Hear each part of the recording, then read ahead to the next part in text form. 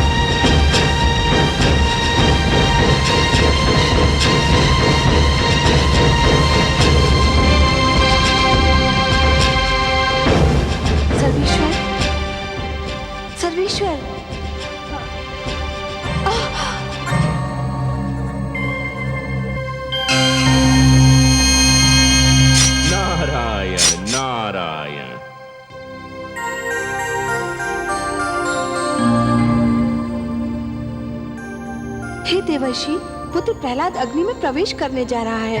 ये देखकर मैं आपके नारायण को सावधान करने गई तो वो स्वयं अग्नि में तप रहे हैं, मानो उनके शरीर से ज्वालाएं निकल रही हैं। आप बहुत दयालु हैं माते, ममता का भंडार है। प्रहलाद के स्नेह ने तो आपको सब कुछ भुला दिया। क्या भुला दिया? यही माते कि इस अवस्था में आपको इन्हें छूना नहीं चाहिए था।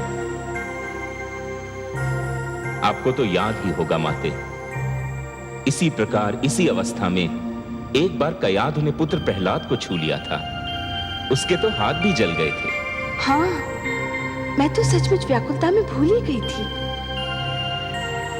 माते, पुत्र प्रहलाद को जो मैंने योग ज्ञान दिया था वह मेरे नारायण की ही तो देन थी।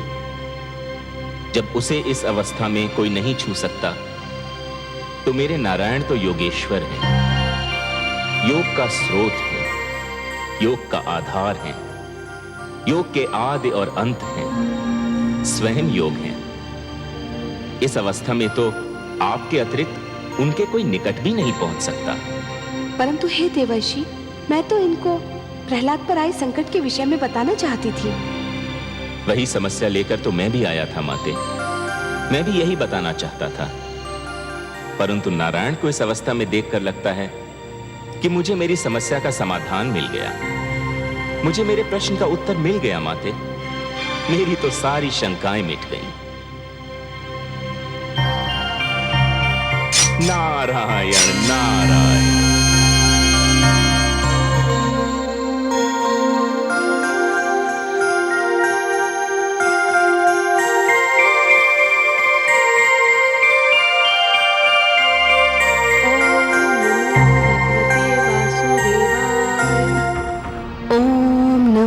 भगवते वासुदेवाय। ओम नमो भगवते वासुदेवाय। पुत्र, तुम्हें भय तो नहीं लग रहा है? कैसा भय बुआ श्री? मुझे तो आनंद आ रहा है। जैसे जैसे लपटे मेरी ओर बढ़ रही है, मुझे विचित्र सी शीतलता का अनुभव हो रहा है। लग रहा है जैसे शीतल जल की लहरें मेरे शरीर को छू रही है। ओम नमो भगवते वासुदेवाय। ओम नमो भगवते वासुदेवाय। ओम नमो भगवते वासुदेवाय। ओम नमो भगवते वासुदेवाय। ओम नमो भगवते वासुदेवाय। ओम नमो भगवते वासुदेवाय। ओम नमो भगवते वासुदेवाय।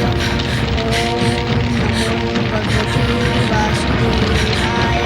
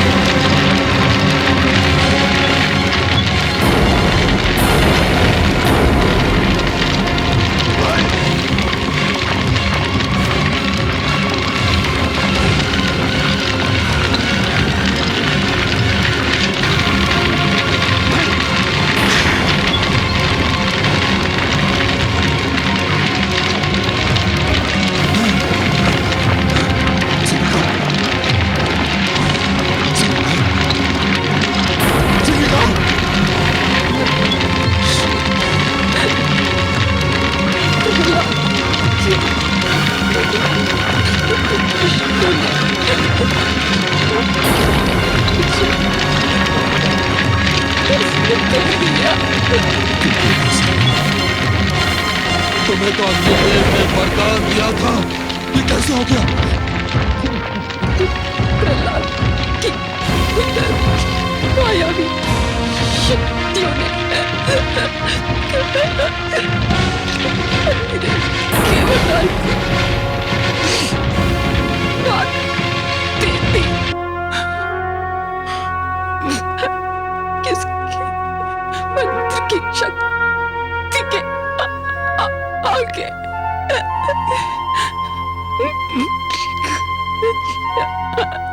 वरदान की शक्ति क्षीण हो गई।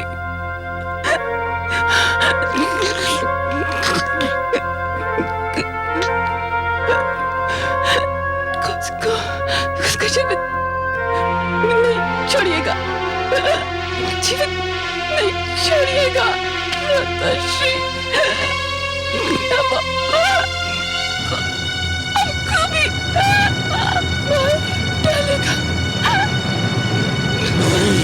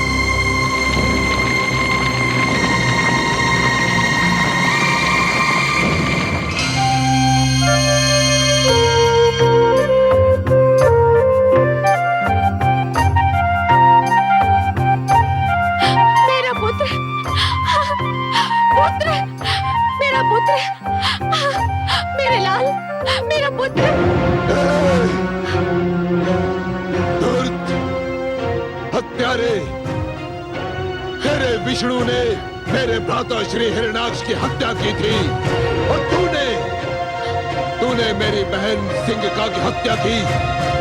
अब चाहे कुछ भी हो जाए, मैं तुझे जीवित नहीं छोड़ूंगा। चल।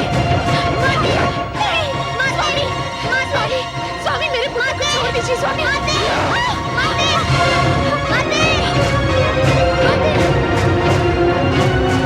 मेरा पुत्र, मेरा पुत्र।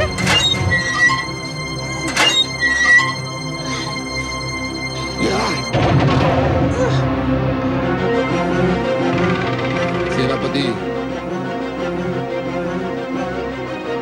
यदि इसे किसी ने भी भोजन अथवा जल दिया तो उसका वध कर दिया जाएगा। इसे कुछ नहीं मिलना चाहिए। सूर्य की किरण तक इसके समीप नहीं पहुंचनी चाहिए। ये अंधकार में ही जिएगा और अंधकार में ही अपना सिर पटक पटक कर अपने प्राण त्याग देगा।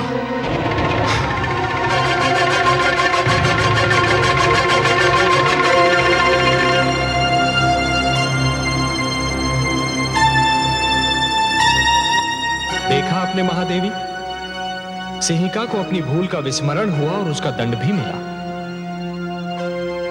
हे दया सागर, हे करुणा सिंधु, आपको कोटि कोटि धन्यवाद।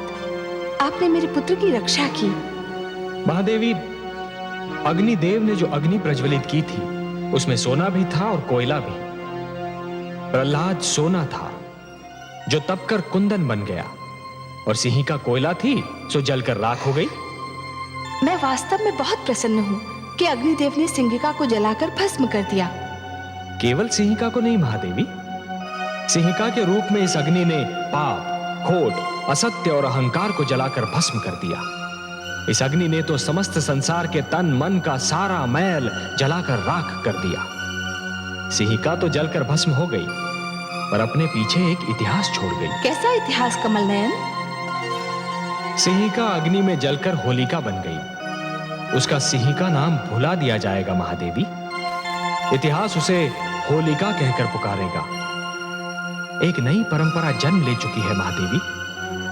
वसंतोत्सव में होलिका को जलाकर पाप का अंत करने की एक परंपरा बन जाएगी। पाप की होली जलाई जाएगी और यह उत्सव मनाया जाएगा रंग खेलकर, गुलाल उड़ाकर। महादेवी, होलिका अब सदा के लिए असत्य की पराजय का एक प्रतीक बनकर रहेगी। परंतु हे सर्वेश्वर, आप देखिएगा, अब हिरण्यकशिपु अपना सारा क्रोध अग्निदेव पर उतारेगा। वो बल खा रहा है क्योंकि अग्निदेव ने सिंहिका को जो वरदान दिया था वो तो असफल हो गया। मुझे अब अग्निदेव से सहानुभूति हो रही है।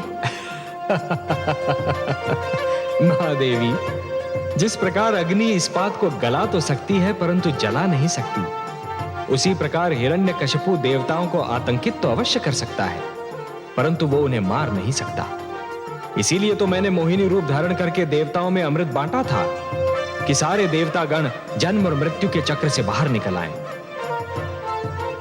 महादेवी, सिंहिका ने तो अपनी करनी का फल पाया, उसे दंड मिला, परंतु अग्निदेव को भी इस प्रश्न का उत्तर अवश्य देना होगा कि सिंहिका के चरित्र को जानते हुए भी उन्होंने उसे इतना महान वरदान क्यों दे दिया। और अग्निदेव का वही उत्तर मनुष्य को कर्म का सही मार्ग दिखाएगा। महादेवी, आज फिर मुझे इंद्रलोक में आना पड़ा, इंद्रासन पर बैठना पड़ा, केवल तुम देवताओं को यह स्मरण कराने के लिए कि अभी तक देवलोक का स्वामी मैं हूं। भगवान हिरण्यकशिपु, अभी तक यह आसन मेरा है, मेरा। अभी तक तुम सब मेरे अधीन हो। मैंने तुम सब पर विजय प्राप्त की थी, तुम सब पर। मैंने तुम्हारे अहंकारी सिर अपनी शक्ति से झुकाए थे, अपनी शक्ति से झुकाए थे मैंने। अग्निदेव, कहाँ हो तुम? सामने आओ।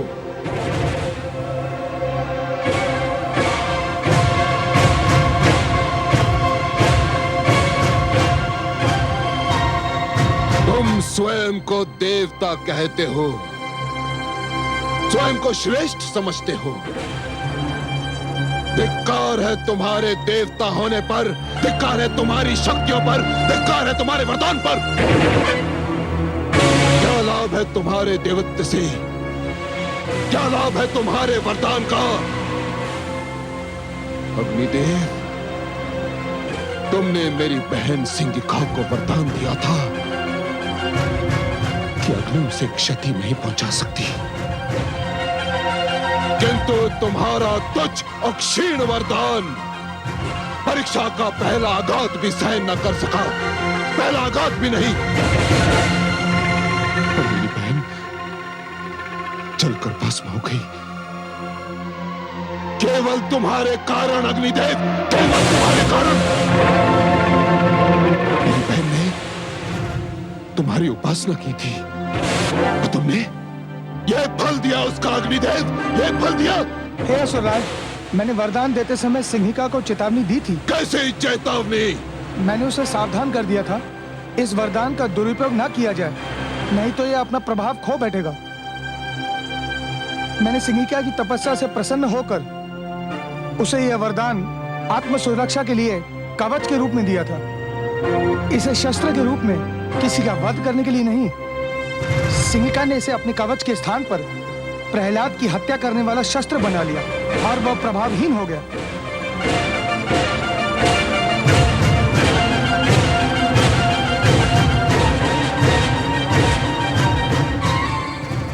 प्रभावहीन हो गया तुम्हारा वरदान। हाँ सुराज, वरदान किसी के लिए अपने सुख का कारण होना चाहिए, किसी और के दुख का कारण नहीं। और सिंहिका ने इस सत्य को भुला दिया, इसलिए वही हुआ जो होना था। इसमें मेरा कोई दोष नहीं और न मेरे दिए हुए वरदान का। असुरराज, छली हो तुम, कपटी हो तुम समस्त देवता, और सबसे बड़ा कपटी है तुम्हारा वो विष्णु। यदि उसने तुम सबको छल से अमृत न पिलाया होता तो अभी इसी घड़ी इसी स्थान पर तुम सबके सिर धड़ से अलग कर देता। सेनापति अश्वमित्र,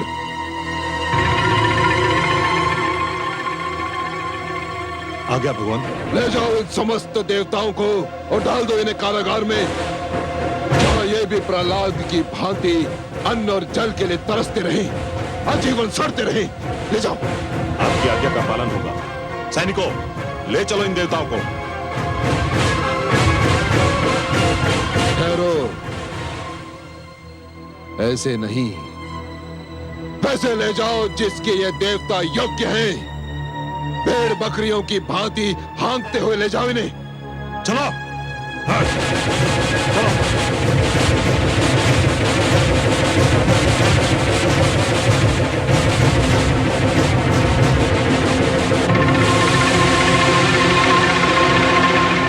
दुष्ट प्रहलाद ने तुम्हारी माताश्री, मेरी प्रियतमा, मेरी जीवन संगनी सिंहिका की हत्या कर दी। मेरा मन ये मानने को तैयार नहीं पिताश्री। क्यों?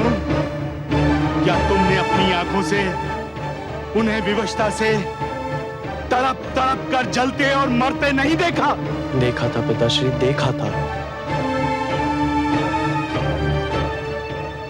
परंतु अग्नि में तो उन्होंने पहले भी प्रवेश किया था और आप ही कहते थे कि उन्हें कभी तनिक सी भी क्षति न पहुंची थी। फिर इस बार अग्निदेव का दिया हुआ वरदान असफल क्यों हो गया पिताश्री?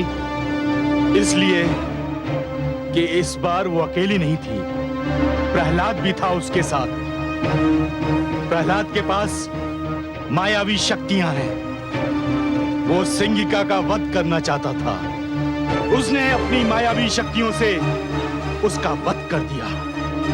वो हत्यारा हमारे समस्त कुल का बैरी है। यदि ऐसा होता पिताश्री, तो वो मेरा जीवन क्यों बचाता? मुझे तो नाग ने डस लिया था। उस समय तो प्रहलाद मेरे निकट भी नहीं था। वो हमारे कुल का बैरी होता पिताश्री, तो मेरे मृत शरीर के पास आता ही क्यों? परंतु वह आया। उसने अपने विष्णु से मेरे जीवन की भिक्षा मांगी और मैं फिर से जीवित हो गया पिताश्री, फिर से जीवित हो गया। उसने तुम्हें सम्मोहित कर दिया है। तुम्हारे मस्तिष्क पर उसने नियंत्रण पा लिया है। तुम वही सोचोगे जो वो चाहता है कि तुम सोचो, तुम वही करोगे जो वो चाहता है कि तुम करो। ये भी उसकी मायावी शक्ति का प्रभाव है। परंतु अपनी प्रियतमा, अपनी पत्नी सिंगिका की सौगंध, तुम्हारी तर्क संगत बातें भी मुझे उससे सिंगिका के पद का प्रतिशोध लेने से नहीं रोक सकती। मैं अपनी मायावी शक्ति से उसकी मायावी शक्ति को चकनाचूर कर दूंगा। वो मूर्ख नहीं जानता कि कामरूप नरेश विप्रचिति कौन है, क्या है।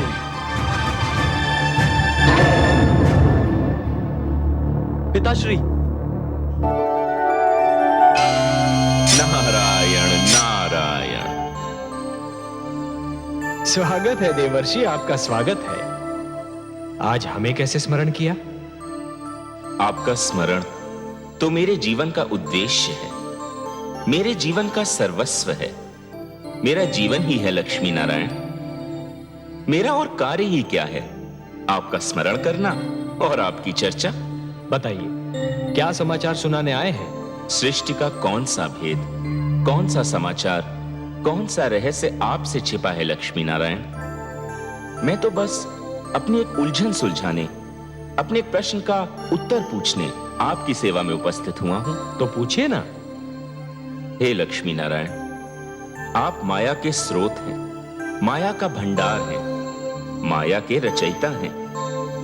फिर ये विप्रचित्ति किस मायावी शक्ति की बात कर रहा है? क्या उसने कोई नई मायावी शक्ति का आविष्कार कर लिया है? नहीं देवर्षि, विप्रचित्ति कोई योगी नहीं है जो किसी शक्ति का आविष्कार कर लेगा। वो तो केवल एक भिक्षुक है, एक याचक है। उसके पास जो भी शक्ति है वो मांगी हुई है, चुराई हुई है। हे देवर्षि, जिस प्रकार यदि कोई व्यक्ति उधार लिए हुए धन को यदि अपनी संपत्ति मानेगा तो बहुत शीघ्र कंगाल हो जाएगा, उसी प्रकार यदि कोई व्यक्ति मांगी हुई शक्ति को अपनी शक्ति समझने लगेगा तो अतिशीघ्र शक्तिहीन हो जाएगा। कर लेने दीजिए उसे परीक्षा इस शक्ति की, क्षण भर आनंद उठा लेने दीजिए उसे इस शक्ति का।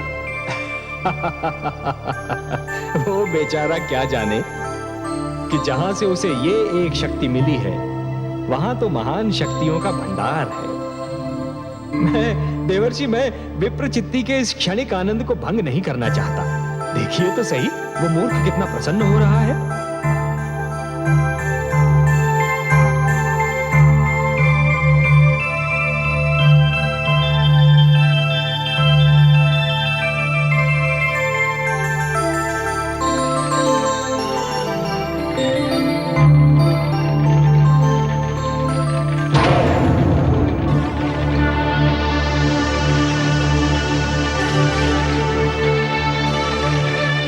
सुभाश्री, आप? प्रणाम। मुझे बुआशी की मृत्यु का बहुत दुख है। मैं स्वयं आपके पास शोक व्यक्त करने के लिए आना चाहता था, किंतु दुष्ट, तू मुझे भी अपने छल कपट में फांसना चाहता है, किंतु मैं तुझे ऐसी मृत्यु दूंगा जो तूने कभी सोची भी नहीं होगी। विष्णु ने तुझे अग्नि में जल मरने से तो बचा लिया, किंतु देखता हूं जल में डूब मरने से कैसे बचाएगा। हाँ।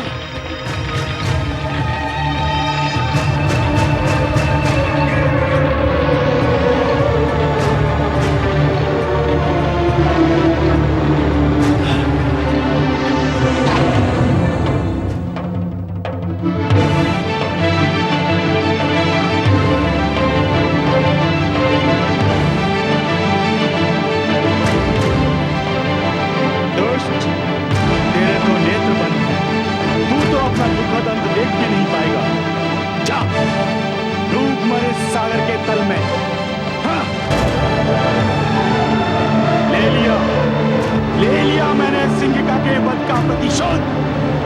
ये धूर्त अब सागर के तल से कभी ऊपर नहीं आ सकेगा। ये सागर का जल इसकी समाधि बन जाएगा।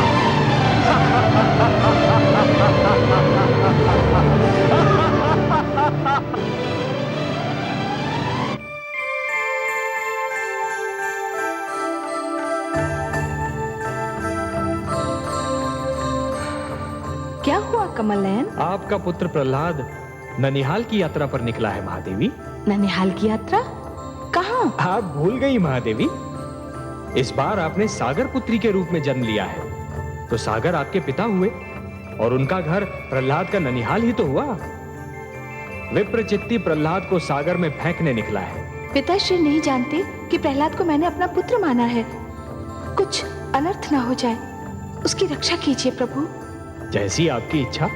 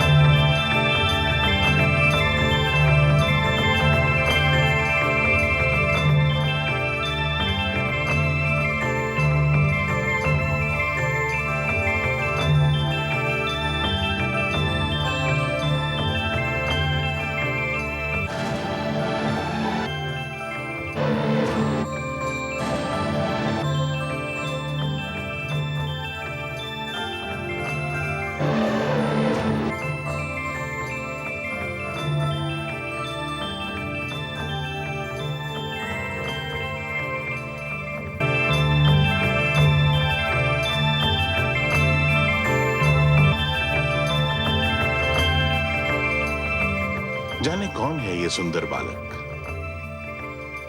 मुख पर इतना तेज कि आंखें नहीं ठहरती। कैसी मीठी निद्रा में सो रहा है वो। फिर उसे जगाकर पूछना भी तो उचित नहीं होगा ना। जाने कैसे सपने देख रहा होगा। किंतु ये कमल हमसे कह रहा है कि निश्चित इस मनमोहक बालक का संबंध हमारे जामाता श्री हरि विष्णु और पुत्री लक्ष्मी के साथ है। कमल, जो हमारे जामाता के हाथ की शोभा भी है और पुत्री लक्ष्मी का आसन भी।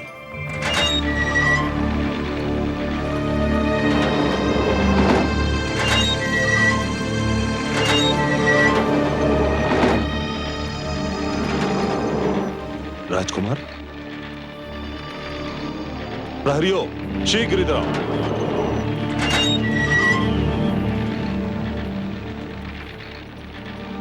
राजकुमार कहां गए? श्रीमान अभी तो यही थे। किसी ने कारागार का द्वार खोला था? नहीं श्रीमान, जब से भगवान हिरण्यकश्यप ने राजकुमार को यहाँ बंदी बनाया है तब से द्वार खोला ही नहीं। जाने क्या रहस्य है। मुझे तुरंत भगवान को इसकी सूचना देनी होगी।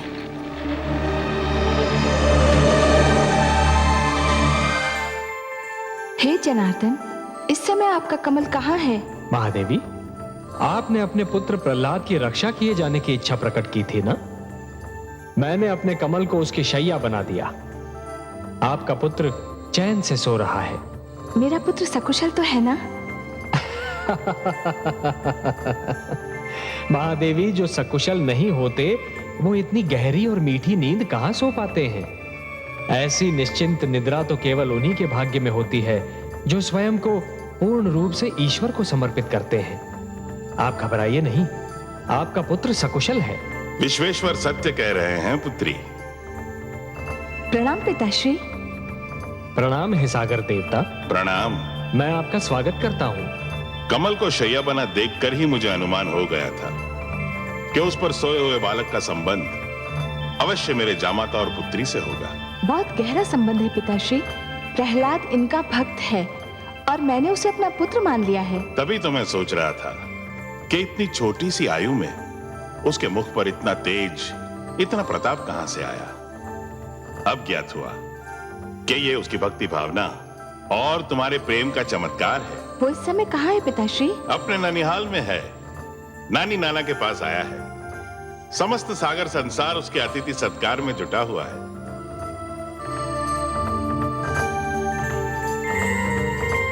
कहाँ लुप्त हो गया वो दुष्ट? कहाँ लुप्त हो गया? सिंगिका सत्य कहती थी कि उस धूर्त ने मायावी शक्तियां प्राप्त कर ली हैं और जिनका प्रयोग वो मेरे विरुद्ध करना चाहता है, भगवान हिरण्यकशिपु के विरुद्ध। जाओ ढूंढो उसे, हर ओर ढूंढो, हर स्थान पर ढूंढो, और यदि वो मिल जाए तो उसे पकड़कर, जकड़कर, घसीटकर मेरे पास लाओ। नहीं तो ये जान लो कि यदि असफल हुए तो निर्जीव हो जाओगे। जाओ ढूंढो उसे। नहीं सर्वशक्तिमान, ये बेचारे अब प्रहलाद को नहीं ढूंढ पाएंगे। क्यों नहीं ढूंढ पाएंगे? क्योंकि मैंने उसे सागर के गर्भ में फेंक दिया है और अब तक वो वहां से वो भूखी मछलियों के पेट में पहुंच चुका होगा। अर्थात कि तुम उसे कारागार से निकाल ले गए थे? हाँ, मैं ले गया था। उसने मेरी जीवन संगनी को जलाकर भस्म कर दिया था और मैंने उसे सागर के जल में डुबोकर मार दिया।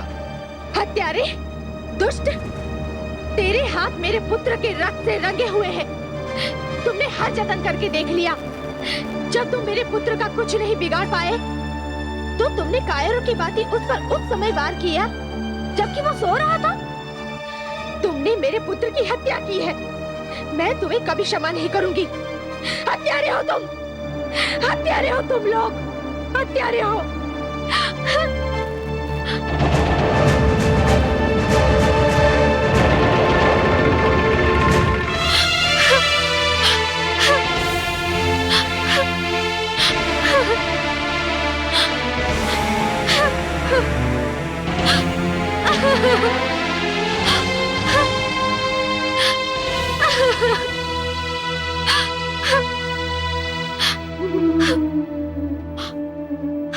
हे समुद्र देव, मैं आपसे अपना पुत्र वापस लूंगी।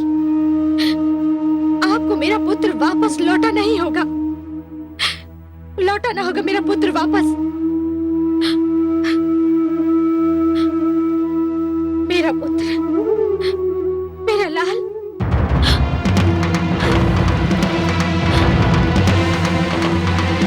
मेरा पुत्र, मेरा लाल। हाय मेरा पुत्र, मेरा पुत्र, हाय मेरा पुत्र, मेरा पुत्र, मेरा लाल, हाय मेरा पुत्र, मेरे लाल, मेरा पुत्र। हे सागर देव, आप विशाल है, आपका हृदय विशाल है। संसार कहता है कि आप इतने उदार हैं कि आपको कुछ भी भेंट किया जाए तो आप उसका स्वीकार करके उसे लौटा देते हैं। हे सागर देव, दानवराज कामरूप नरेश विप्रचित्ती ने मेरे पुत्र प्रहलाद को बलि के रूप में आपकी गोद में फेंक दिया है। एक दुखियारी माँ की पुकार सुन लीजिए सागर देव। मेरे पुत्र प्रहलाद को आपकी गोद से निकालकर मेरी गोद में डाल दीजिए। एक माँ की गोद सुनी है सागर देव। एक माँ अपने पुत्र के जीवन की भीख मांग रही है। हे सागर देव, मुझे मेरा पुत्र लौटा दीजिए, मुझे मेरा पुत्र लौटा दीजिए, मुझे मेरा पुत्र लौटा दीजिए।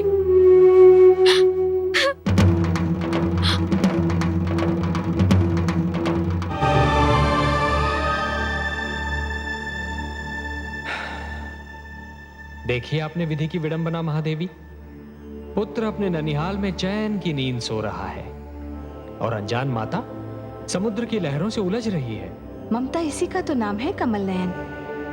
पुत्र भले कितना ही सुखी हो, परंतु यदि माता की आंखों से ओझल हो तो माँ को पल भर भी चैन नहीं पड़ता। वो तो पुत्र का मुख देखकर ही जीती है। बेचारी कयाधु, उसे तो ये भी पता नहीं कि उसका पुत्र कहाँ है, क्या कर रहा है। मुझे तो भय है कि कयाधु कहीं पुत्र वियोग में पागल होकर डूबकर अपने प्राण न दे दे। हाँ महादेवी, वो तो सागर में आगे आगे बढ़ती जा रही है। आपको उसके प्राणों की रक्षा करनी होगी कमल नयन। महादेवी, सागर तो आपका मायका है, मेरी तो ससुराल है, और ससुराल में अपने अधिकारों और शक्तियों का प्रयोग मुझे अच्छा नहीं लगता देवी। देखिए, पिता के घर पर तो पुत्री का अधिकार होता है, इसलिए वहां हस्तक्षेप का कष्ट तो आप ही को करना होगा देवी। आपकी यही इच्छा है तो जाती हूँ मैं। कयाधु को यूं डूबकर मरने नहीं दूंगी मैं, वो भी वहां सागर में जो मेरा मायका है।